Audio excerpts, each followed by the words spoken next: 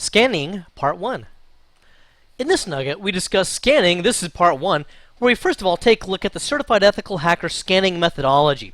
This is an important flow of logic that's going to be critical to making sure that you don't waste time trying to scan things that aren't even there. We'll also take a look at some scanning terms, some of which you've covered a little bit earlier as well, but we'll be taking a look here at differentiating between IP scans, port scans, vulnerability scanning.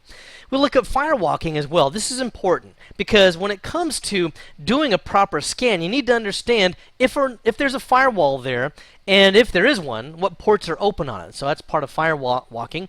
There's also a three-way handshake. This is going to be more important in our next nugget. It's kind of an intro to the next nugget, where we'll identify the process that takes place when TCP communications are set up, as well as how to close those same sessions. Then we'll take a look at various types of firewalls, whether they're packet filtering firewalls, or just port blocking firewalls and so forth. And then we'll conclude here with a look at war dialing, which is kind of an old technique which could still come in handy.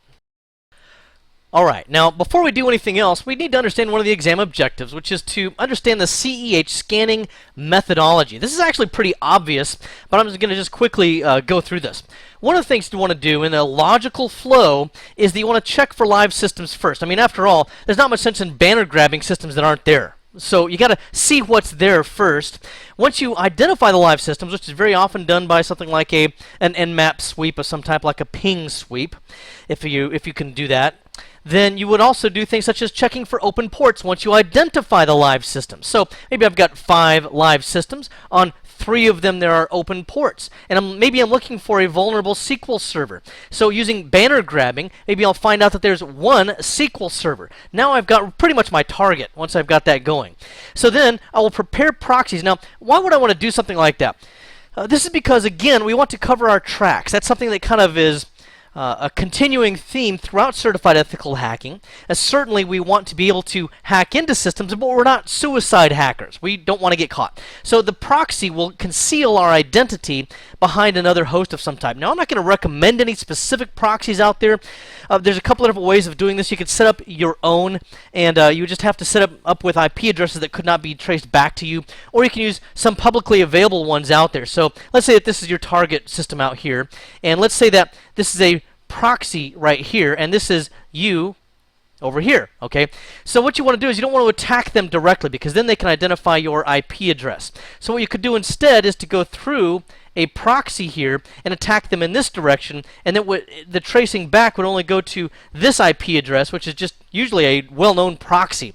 There are a lot of proxies out there on the internet that hackers can use, and a lot of times these will also change. This can rotate from time to time on some level of frequency. But regardless of the method, the main idea here is you want to conceal who you are there. And when you attack this, say this SQL server, then you want to scan for vulnerabilities. You might want to find out, the last time it was rebooted. If it was last rebooted 3 months ago, but there's a vulnerability in the last month, and we've talked about this before, then you want to use one of those vulnerabilities that came out in the last month using something like a Metasploit or some other method that you could come up with. Do some kind of SQL exploit or whatever. And then you can also draw your network diagrams. Now, normally hackers won't do this, who are malicious hackers. I mean, they're not gonna send you a very carefully crafted together Visio diagram of how your network looks like just out of the goodness of their hearts. But as penetration testers, we're normally going to be doing this because of a couple of reasons. Number one, we want to be able to get a good logical view of what it is that we're attacking, the firewalls that we're going through. It just helps us to keep all of our ducks in a row and to avoid confusion in the future, because some of the networks that you'll be scanning and doing penetrations against, they could be very complicated. The other thing that we'll want to do with this is, once you've created those diagrams, and Visio is probably the best tool for this, then it works very well in the final report when you submit this to them. And sometimes you'll find out that your network diagrams are probably more up to date and look better than the network diagrams they have of their own. So it goes a long way in impressing your client there. So anyway, this is the CH scanning methodology. Just kind of get a flow for this. It's pretty self-explanatory, and I think you'll be able to understand the logic that goes through this. And then finally, before I close out this whiteboard, I want to go back to this point about preparing proxies. This is not really part of this particular exam objective, but another thing you might see that's similar to this is an anonymizer. Anonymizer. Oh, I left the I out. Okay. Anyway, this is going to be probably something you might see on the exam, not that hackers use specifically, but that's something that your users might use that you want to try to avoid when possible. Works in a very similar fashion. So, for example, if they are at their IP address here, and they want to post to some kind of a blog out here or something like that, and they want to put down their employer. Well, if they do this through their own computer here and out through this blog, then it's going to be directly traceable potentially back to them, and they can be easily identified. So what we'll use instead is an anonymizer.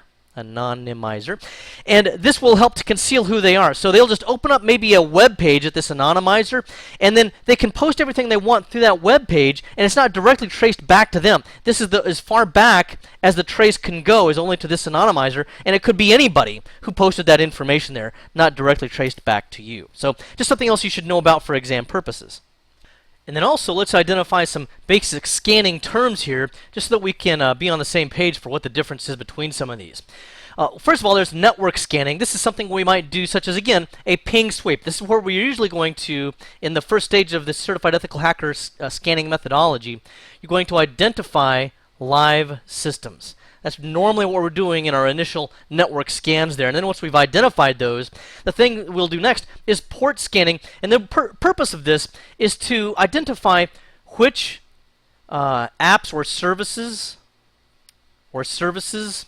are running on those live systems. Some of them might not have any ports that are useful to us, but some of them might be running 161, which would show us a simple network monitoring protocol, 53, which would be a DNS server, 80, you know what that would be? That would be a web server. Also 443 might be a web server. 445 and 88 would be probably an Active Directory domain controller. So once you identify some of those services that are running on these various live systems, now you'll know the various vulnerabilities that are there, and then you can do vulnerability scanning. Now, this is probably a little bit too broad of a term right here. You could do the script kiddie kind of vulnerability scanning, where you take some automated tool and you just set it loose on the network, hoping to find something. You didn't even do any network scanning. It's just a lot of these vulnerability scanners kind of do it all, and some of them are actually pretty good. I don't want to put them all down, but they're usually very noisy. They're normally used for internal testing, where we don't care about the noise because we're the employee of the company. We know we're doing the scanning. But if you're trying to act like a penetration tester and simulate what a black hat would do, then this vulnerability scanning tools are probably going to be too noisy, so you need to be more discreet. You find your live systems and which ports are open. Let's say we're trying to go after a web server. Then we'll try to do something like banner grabbing, as we saw in the previous slide, and we'll know that it's an Apache server of some type. And then we'll find out that it has a specific vulnerability there, and then we'll try to see if it's got that vulnerability open. So again, even in the scanning terms, there's kind of a logical flow of order here. An important part of scanning networks is to, first of all, do something called firewalking. Now, I had a misconception about what firewalking was when I first heard it. Let me show you what I'm talking about. This is my lovely family on vacation in Mexico. This is our first day there. This is my lovely wife, my daughter, who's just about ready to graduate from high school. And then this is my wonderful son who's badly in need of a haircut. Anyway, this is our first day in Mexico, and this is a beautiful sunset that we saw while we were there and everything. But you see, I have to point out that this vacation took place over our wedding anniversary, and there may have been times in the past when I may have forgotten to get an anniversary card for my wife or a gift or something like this. However, on this particular vacation in Mexico, I actually remembered, and my wife forgot.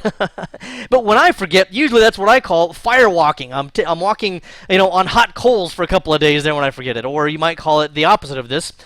Walking on thin ice. Anyway, in this case, firewalking is different than that. This is where we want to determine a firewall's access control list. This is not the same as an ACL that we have in NTFS permissions, which are read permissions, write permissions, execute, things like this. Instead, this is going to identify the rules on a firewall so that we can see which ports are open and where we might be able to potentially exploit. And this uses a time to live, similar to what traceroute does. I'll demonstrate this here shortly. Firewalking, by the way, can take place using a tool called Firewalk. It's a bit of an older tool, hadn't been updated in a long time, but it's still effective. You can also use another tool called hping, and I'm using hping 3 to do the same thing here. I'll show you that shortly. Anyway, what this does is it's going to forward packets through an open port, and using the time to live, it should go one hop past where you think the firewall is. And then if it's able to get past it, it'll receive a ICMP time exceeded message if the port is open. Otherwise, if the port is closed, usually the packet's going to be dropped. That's generally kind of how this works. It's not necessarily important that you reach the destination. Maybe I think that there's a web server somewhere past that firewall, but it could be 2 or 3 hops past that firewall. All I want to do is to identify if the firewall has port 80 open. I'm not trying to actually reach that web server at this time. But let's go ahead and see how this can work. Now, in order to do a firewalk, we need to know where the firewalls are. So, in order to work that out, I'm using traceroute, which we've looked at in the past, and I'm going to www.wikileaks.org. You may be familiar with them as those who publish formally classified data and sensitive information on the public internet. That's who this organization is. Anyway, I'm going to traceroute to that location, and this is their IP address. By default, it goes 30 hops, but you can go more if you want to. We shouldn't really need to here. And here, it just timed out a few things, but this is just some of my own internal routers and things like that. But if we go out to this, we see that it went to about 11 hops. Now, this is going to be different if I wait an hour and try this again. It might go 13, 14. Yesterday, I tried it and it went to 20 hops. So, and this is because it's going to go through different routes out on the internet, depending on things like network congestion and the like. But for the time being here, it looks like I'm getting to around 11 hops here before it times out. This means that this is probably their firewall, or somewhere pretty close to it. Okay. So what I would do is to take that information, and then I would use something like hping 3. I tried to do it earlier, and I kept typing my password in. So anyway, I would do sudo to elevate my privilege, hping 3, and I want to scan well-known ports, 1 through 1024. You can make it whatever you want to, though. I'm doing a syn scan, S-Y-N, not S-I-N, by the way. We'll talk more about S-Y-N a little bit later on. Maybe it's a sin that I'm scanning their network or something. Anyway, so SYN and then a -T, which means time to live. And I've given it 13 hops. And why have I gone 13? Because if I look down here, you can see that I've got a firewall here, probably 12, 13. What you want to do is to give it a time to live somewhere past what looks like might be their firewall or intrusion detection device or whatever else it might be there. So I decided to choose 13 in this particular case.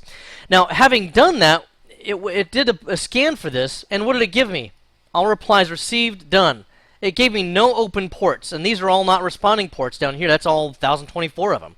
So I really didn't have any love on that particular attempt. Now, what you should do with firewalking is you don't want to just give up right at that point. Keep hammering away at it and see if you can get some better results. So you might increase this to 14 to 18 to 20, something like that. You can see here, if I go all the way to the bottom of that I ran it again. And this time I went to 14, and look what I got. Oh, hey. So you see, that's why I don't give up, because now I got 80, port 80 on www, or rather 80, which is the service for web services, and I got a synack back from the host. That's a S and an A, synack. We'll talk more about the three-way handshake again in the same nugget. Anyway, so this gives me a result, and I might start working on port 80 there and seeing what I could exploit against it and stuff like this. However, don't give up there either. You want to just keep going with this and see, if you can take it any further. What I did this time was I decided to go to 15, and here I went and I got both 443 and port 80. Okay, so you can kind of increment this up and just give it a bit of effort if you want to. You might be able to script something like this out as well. And then let me show you what I also did here. I went down to all the way to 30, but this time I didn't get anything really. All I did with this one, I did something different with this one. I did a greater than, and then the name of a file called WikiLeaks, and that's just what I called it. And this is just a text-edited file that I'm opening up here in gedit. And you can see here that I've gotten, again, some results here. There's only those 2 that are open. Now, by the way, why did one result, I think it was when you were to 13 or maybe it was 14, give me 80, but when I went one hop further, it gave me 443. Well, let's take a look at that.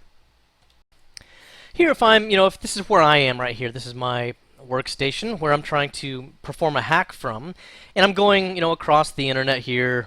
That's supposed to be the internet. And, although it looks like one of those rocks that you put outside your front door that has a key in it or something like that. Anyway, but there's the internet, And then we have maybe a firewall right here. And then on the other side of the firewall, okay, somewhere down in here, we may have our actual web server. So this might be www at port 80. All right.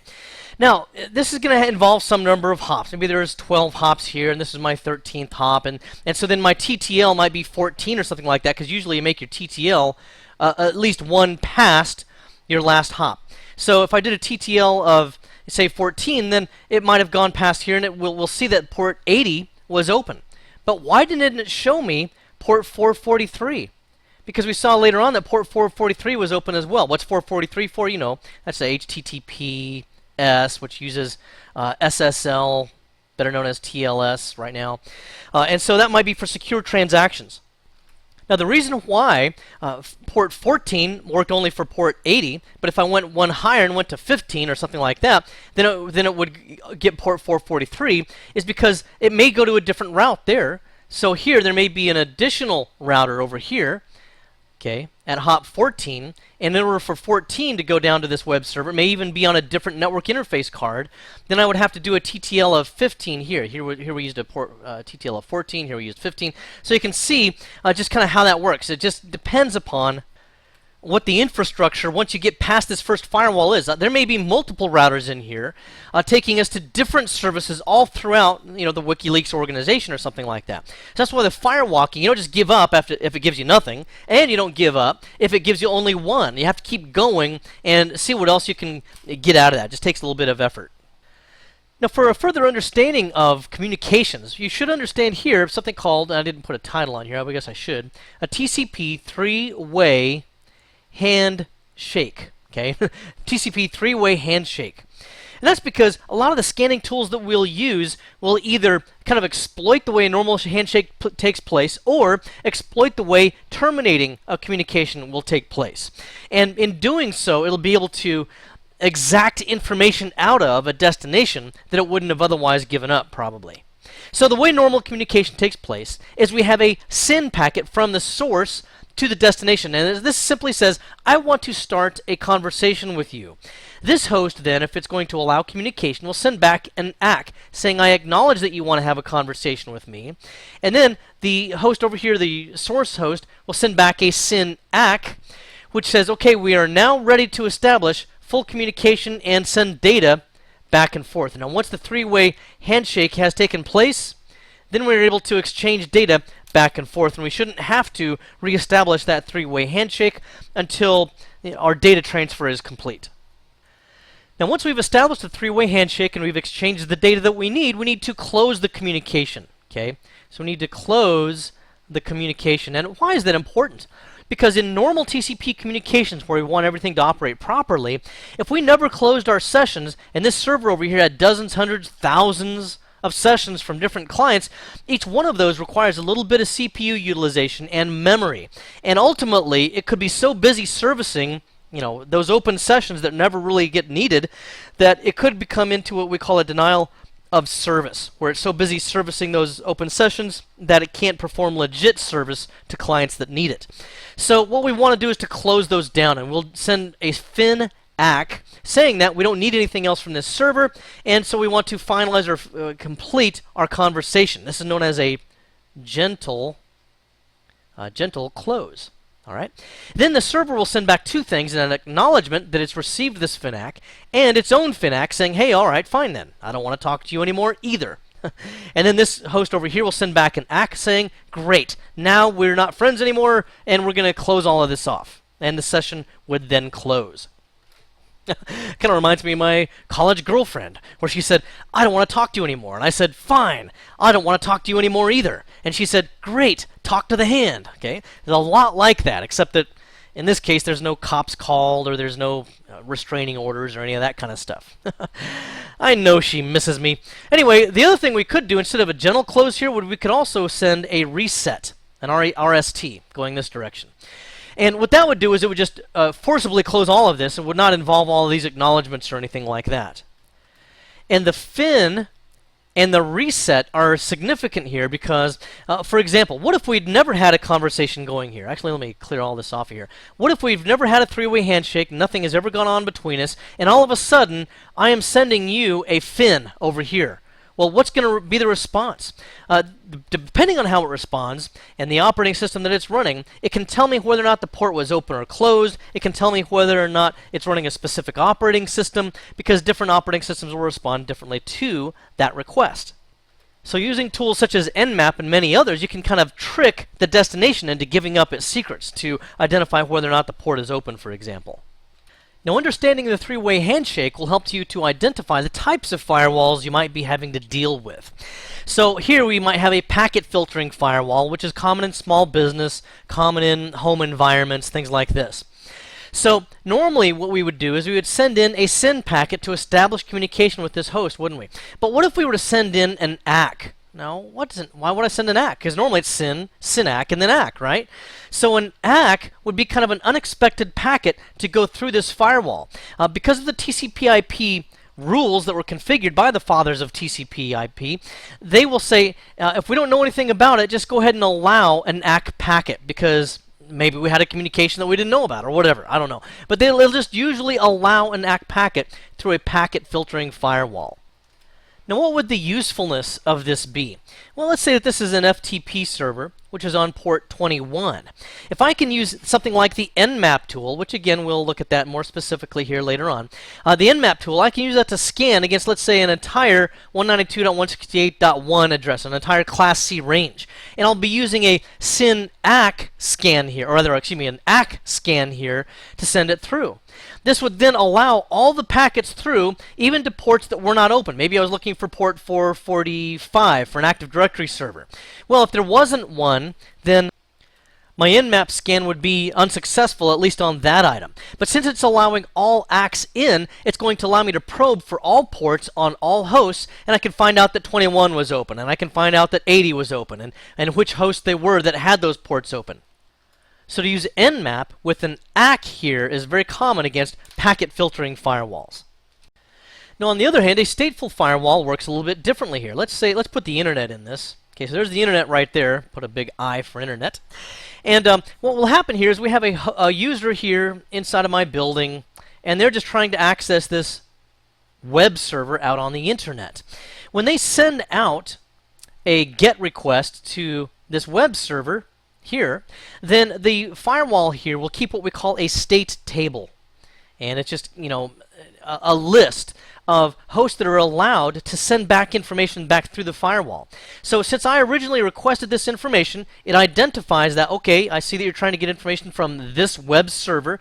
Then it will allow traffic to come back through the firewall to the destination, because I kind of got permission in advance. Since it knows that I was asking for that information, it'll allow that information back through, and it'll have a record of that transaction in its state table. This is part of what we call stateful packet inspection. The reason why we call it stateful packet inspection is because on the way back, it'll include a unique port number that was assigned to this client, or this client used when it initiated this conversation. And it'll match that up with what it has in its records. Anyway, the significance of this is that if I'm a hacker out here on the internet, okay, hackers always have hair, okay, so that's what that looks like. If I'm a hacker out here on the internet and I'm just kind of hammering away at the stateful firewall and I've never established a connection with anybody back here, then I'm not listed in this state table. Therefore, I'm kind of mostly going to be unsuccessful, especially if I just keep sending back in ACK packets that would have worked on the other kind of a firewall that we looked at, which was just a port blocking firewall. So instead, what I might have to do using Nmap, for example, is I might have to try to establish legit communications using a SYN. Okay, so that way maybe we do have a web server back here, an intranet web server as well, that's also open on port 80. I might send a SYN in here to see if it'll allow me to communicate with this host on port 80. And again, you can do a whole range of IP addresses to see which ones are open and which ones are closed. But you also have to be a little bit careful with this, and this is one of those things where as a hacker there's no canned formula to always get the job done. Because if, in addition to being a firewall and running stateful packet inspection, if it's also an IDS, an intrusion detection system, then if I'm sending a whole bunch of SYNs back through this firewall trying to open communications or something, or trying to probe, then it's going to trigger a threshold more than likely with my IDS, and it'll probably block my IP address, so I'm not going to be able to communicate anymore. Another kind of an attack that might take place here, if we were not being blocked at least, is that we might do something like a null scan. Okay? With a null scan, since there's no flags set, there's not an ACK, there's not a reset, there's not a SYN, there's really nothing there, it's just kind of empty and with no flags set, it may allow it to slip past the stateful firewall because there's nothing to inspect. Okay? So it may just allow it to slip in and to probe for any open ports beyond that firewall. Now here we have a filtered firewall. This means that this firewall is specifically blocking a port. Let's say it's blocking port 80. So when I try to send a TCP SYN packet on port 80 through this firewall to, let's say, this host over here, well, if it's blocking this, then it's going to be filtered. This may actually be running port 80. Maybe it's just that it's only available to my intranet web servers or my intranet web users. Okay, it's not available to the public internet or anybody on this side of the firewall because your firewall can be configured that way to only allow traffic over here to access that. So when I try to do a TCP SYN on port 80 here, it can block me here. And how is it going to do that? Normally, it's just going to remain silent. It's just going to drop the packets. It's not going to send back any kind of acknowledgement at all. Now sometimes, depending on the kind of scan you're running and the infrastructure you're scanning against, it might be a little bit confusing and you might just not know. It could be either a filtered port that you're scanning against past a firewall here, or it could be that it's actually going through, but port 80 is not open on this host, and so it's just closed. Okay? So sometimes you'll see in some software, it'll say filtered/closed because it doesn't know whether it's filtered or closed, or it might even be both. And then on the other hand, we might have a firewall here that actually allows port 80. Maybe we have a web server back here somewhere. You know, maybe this is my www server running on port 80 over here. Make it a better 8 there. And so when I scan through this firewall here, maybe I'm actually trying to scan against this server's IP address. I'm not seeing this one right now, but I'm scanning against this one over here. Well, the firewall is allowing 80 in, so there's no problems there.